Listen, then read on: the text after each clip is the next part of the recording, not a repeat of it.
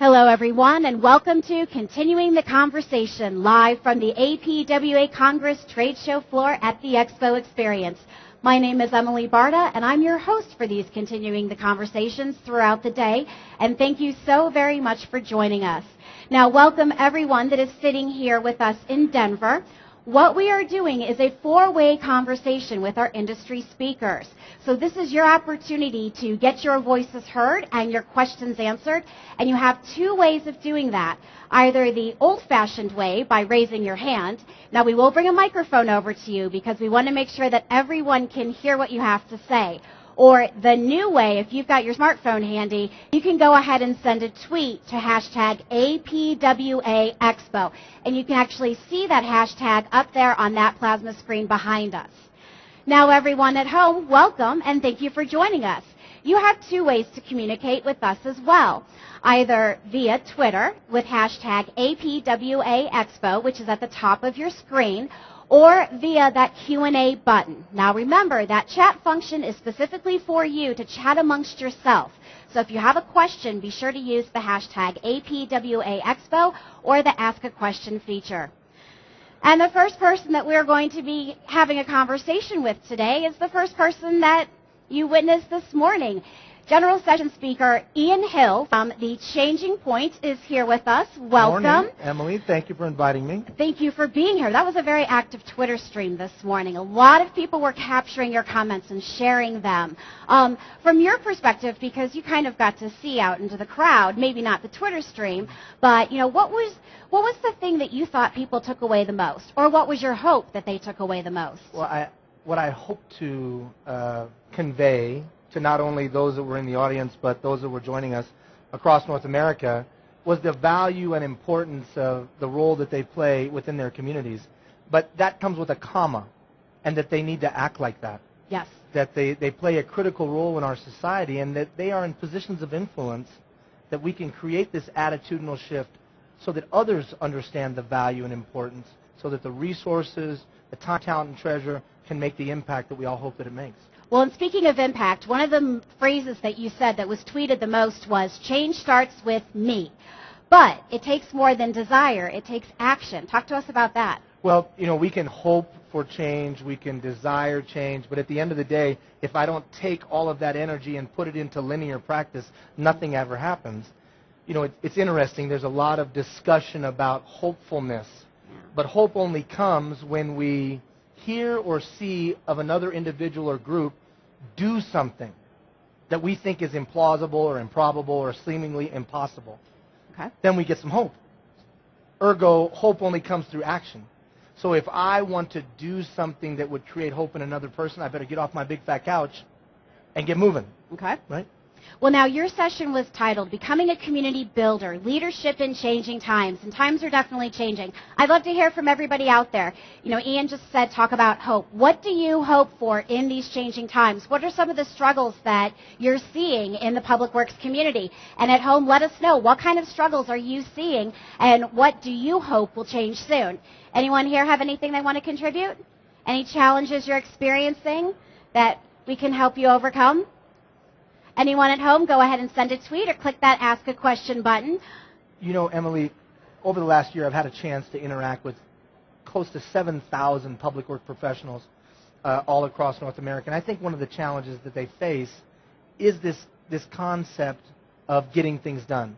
Anytime you work within a governmental entity, because of the hierarchy of things and because of difficult budget challenges and constraints, sometimes it's very easy to feel like you're swimming in mud. Yes. And that's why it's so important that those of us that are listening and here on the convention center floor, when we understand the contribution that we make to our communities, the value of the roads, the bridges, and the fact that a civil society couldn't occur without the work that we do, we can take some pride. Yeah. Even though maybe things aren't happening as quickly as we had hoped, we can take some pride that there is value in the time and energy that we put in.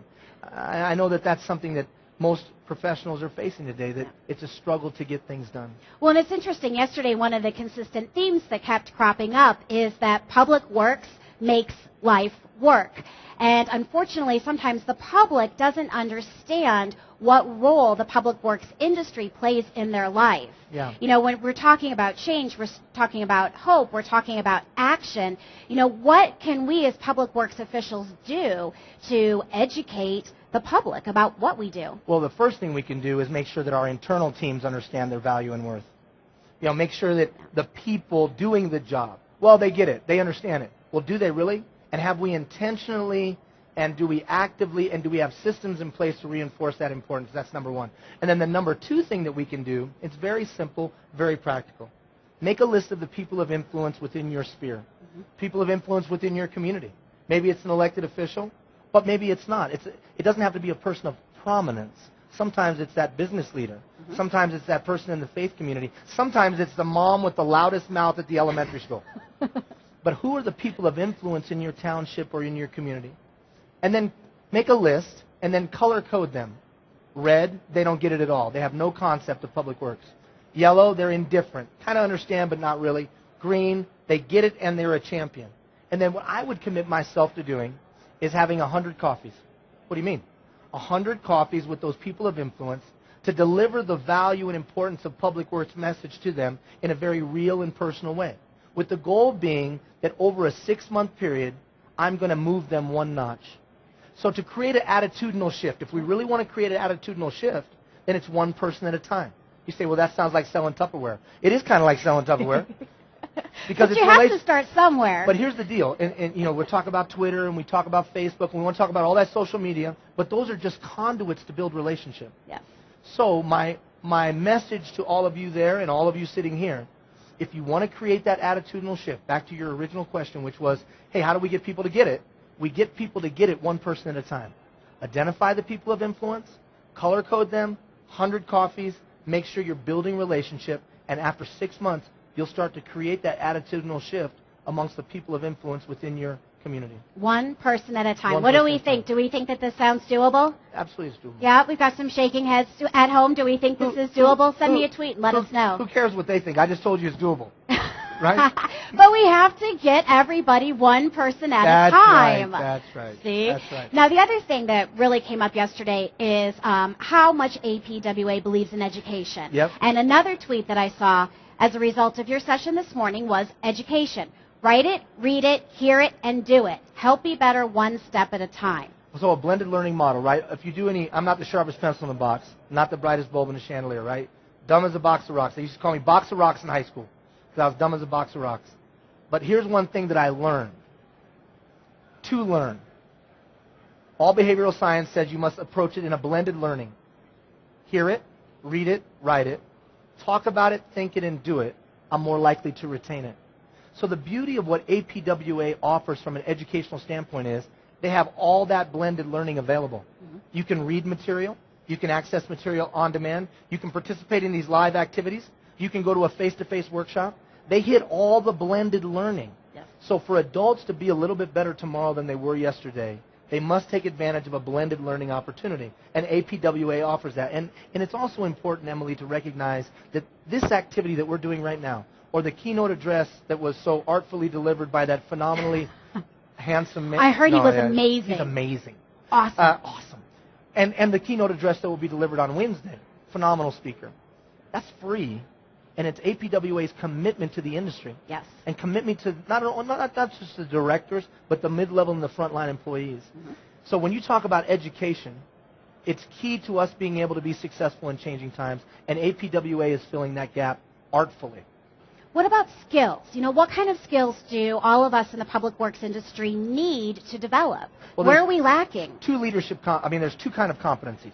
Vocational competencies, which the people in the public works sector are experts vocationally. Right? They know their work. But then there's also leadership competencies.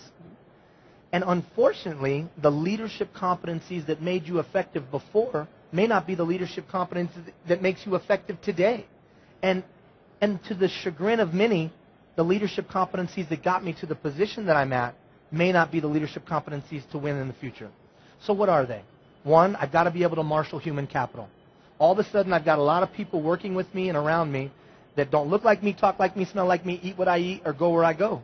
and I've got to be able to relate to them and connect with them to get the best from them. Okay. So I've got to be able to relate. I've got to have a high emotional IQ because things are stressful. It is difficult. You know, you travel this country and you travel across Canada, budgets are being cut. The reality is positions are not being filled, even some people tragically being laid off. Well, in that environment, how do I get the best from another human being when people feel a little beat up and kicked around? So high emotional IQ means that it's not going to be easy, it's going to be difficult, and yet I can rise above it emotionally and not take it personally. Okay. And then finally, preaching the message of the value of the work. You can't ever come across that. All great things come from a deep and compelling why. Well, you don't have to manufacture that in this industry. You know for a fact that the work that you do touches every citizen from cradle to grave. Every little baby to every senior citizen is positively impacted by the work that you do. All of you out there listening and all of you here. Those would be 3 tips that I would give as far as leadership in these changing times. Speaking of the number 3, we only have about 3 more minutes with Ian Hill. So everyone at home, if you have any questions, go ahead and tweet them to #APWAExpo, or go ahead and click that Ask a Question button, and we'll be able to get those questions. What about all of us that are here in Denver? You know, what kind of challenges are we facing, or how can Ian help you? What kind of questions do you have for Ian? Go ahead and raise your hand, and we'll get that question, or you can send a tweet as well to #APWAExpo. Yes, Lon, we've got a microphone right here for you. Lon, welcome. The media is wonderful, the social media, but it's a little overwhelming. So do you have any words for how you screen that into your day-to-day so it doesn't take you over? I tend to get lost from time to time trying to keep up with my social media. Agreed. So first of all, you have to take a step back and remember that it's just a tool. And if you put it in the context that it's a tool for relation building, and whether that relation building is with citizens, whether that relation building is with other stakeholders within your community or internally, all the technology is just relation building. So you don't have to, I wouldn't say, how do I integrate it and screen it? I would say, how do I use it to build relationship? And it could be that the governmental entity communicates road closures or snow removal concerns via Twitter. That's relevant, that's meaningful. Don't just put stuff out to put it out. Don't have a Twitter account just to have a Twitter account. Don't have a Facebook page just to have a Facebook page. Make sure it's relevant and meaningful, and make sure it's used to build relationship. And then personally, a little tip. We know that our BlackBerries, our iPhones, our whatever, can be overwhelming with the amount of email and things of that nature. What I advise directors across North America is this. Only have 2 times in a day when you answer email. Just 2 times in a day. Yeah. Otherwise, just focus on the things that are important to you. My wife and I own companies all around the world. I get emails every single moment of the day. I could spend my whole day answering email. But that's not what's important. What's important in a public works organization are the people. So spend time with the people. Answer the emails as needed. Use the new social media tools to build relationship, and you'll be just fine. And I would like to add to it, think of them as tools for communication. Don't think of them as overwhelming. Think of them as positive additions to your life to enable you to communicate with, you know, everyone in your municipality. Yeah. Yeah. Any other questions? We had a comment online about red tape. Obviously, that's something that public works officials deal with on a daily basis. Right. And, you know, a lot of these things are great with 100 copies and, you know, augmented change. But when it comes right down to it, how can they deal with the red tape? Well, and I'm going to come back to that 100 copies. You know, we've been fortunate enough to do projects all around the world. And what I find is this. There's, depending on the size of the municipality, there's 5 to 11 people that if you get their attitudes in the right direction about what you want to do, the red tape disappears. Those 5 to 11 people, if you get them to have the right attitude about what you want to accomplish, red tape's gone. Because they make it, they open the door, they make the phone call, whatever it might be. So I go back to that people of influence. How do the people of influence stand on what we're trying to accomplish? And have I tried to inform them and educate them? Now, does immediate change occur? It may not occur immediately. But over a period of time, because I've built those trusting relationships, I can exert that influence to move the decision-making and where I want to go. And the number one asset that we have at our disposal to help with that campaign is our internal workforce. Our internal workforce have relationships as well. So it's using our internal workforce, the professionals as a whole, to advocate our message and create the attitudinal shift that we all hope for. Okay, let me see a show of hands. Am I the only one that's wondering where 5 to 11 came from? Doesn't that seem like an odd number? 5 to 11? Where'd that come from? So, depending on the size of municipality, because I've been in big municipalities or little ones, Yeah. there's 5 to 7 guys or gals, 5 to 11. So a little town, there's probably 5 guys or gals that are making all the decisions, that everything has to be vetted through. I mean, let's just talk practically. And in bigger municipalities, there's probably 11 to 15 or so. It's about getting those key decision makers, people of influence, on the same page as you are, or at minimum knowing where they stand, because they may be against whatever you want to do. But at least if you know where they stand, you can create a strategy to either work around that or work through that. Attitudinal shift campaigns are easy to do in their concept. They're more difficult to do as you walk out. And commentary to the industry, I don't think we've done a very effective job of marshaling the human capital that we have across North America on a consistent attitudinal shift campaign. To shift the attitude of the public, to shift the attitude of the decision makers, and to shift the attitude of all the vendors. If we brought all that to bear, if we brought 29,000 professionals to bear and the people they're connected with, we'd have no problem shifting attitudes. Sounds like you've got a lot of work to do. No, I'm going back home and going to bed. I left it off. It sounds like we as a public works industry have a lot of work to do. That's what we're talking about. Everyone at home, Diane Linderman, who's the incoming APWA president, just came and sat down. And Diane, I think he just challenged you. That was a very specific comment to a very specific person. Did everyone see where his eye contact was? All right, so if anyone at home, we'll just take one more question. If anyone at home has a question, go ahead and tweet it to hashtag APWA Expo or click the Ask a Question button. What about here in Denver? Anyone else have a question for Ian Hill before he goes back home and makes us do all the work?